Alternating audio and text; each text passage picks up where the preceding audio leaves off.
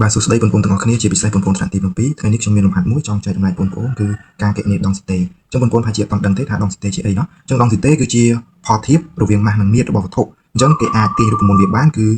d ស្មើ m នៅលើ v ដែល d នេះគឺតំណាងឲ្យដងសីតេហើយ m គឺម៉ាស់ចំណែកឯ v គឺមាត្របាទហើយលំហាត់របស់យើងខាងក្រោមនេះអញ្ចឹងក្នុងការធ្វើលំហាត់គឺលើកដំបូងគឺបងប្អូនត្រូវ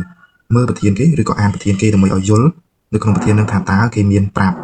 បំរាប់ទៅលើអីខ្លះហើយសំណួរដែលគេចង់បានគឺគេចង់សួររកអ្វីតោះអញ្ចឹងយើងមកមើលលំហាត់ទាំងអស់គ្នាលំហាត់លេខ1របស់យើងគេថាដុំថ្មមួយដុំមានម៉ាស់30ក្រាមអញ្ចឹងម៉ាស់30ក្រាមនេះគឺ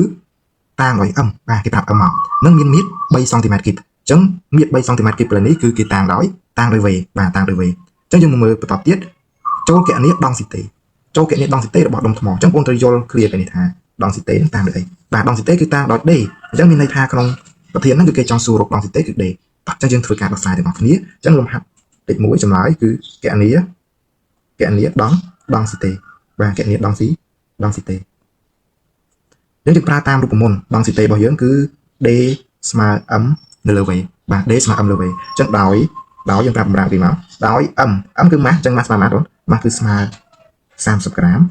ហើយមាត្រស្មើម៉ាស់គឺស្មើ3សង់ទីម៉ែត្រគីបបាទមាត្រស្មើ3សង់ទីម៉ែត្រគីបតោះមកយើងធ្វើការជំនួសចូលដើម្បីគណនាក្នុងការជំនួសចូលគណនានេះគឺបងប្ដូរពី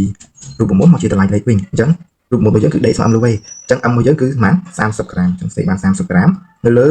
v គឺស្មើ3សង់ទីម៉ែត្រគីបបាទអញ្ចឹងជំនួសចូលមកយើងសម្រួលបាទនៅសល់10អញ្ចឹងຂະຫນាតគឺក្រាមក្នុង1សង់ទីម៉ែត្រគីបបាទនេះជាចំណុចរបស់យើងបាទអរគុណ